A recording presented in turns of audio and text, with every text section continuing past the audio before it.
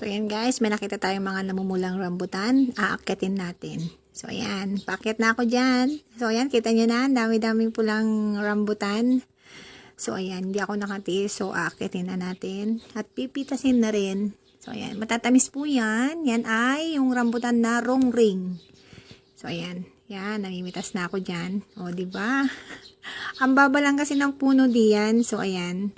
Madali lang din siyang kuhanin.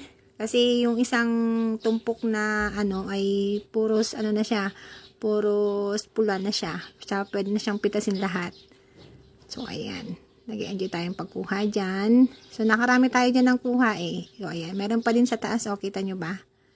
Yan, ang dami. Okay, tuwang-tuwang manguha. So ayan, puros ano lang, tinatanggal ko na yung tangkay niya. Yun, ganyan lang siya. Yan, nakakarami tayo dyan. Nakakatuwang manguha. Kasi ang dami-dami. Thank you kay Daddy sa pag-video sa akin. So, ayan. Nakakarami na tayo. Tuwang-tuwa ang mga bata mamaya pag-uwi nila. So, ayan. Yan po ay tanim ng tatay na rambutan. So, may 3 puno dito sa amin. So, ayan. Manguha muna tayo. Picture-picture.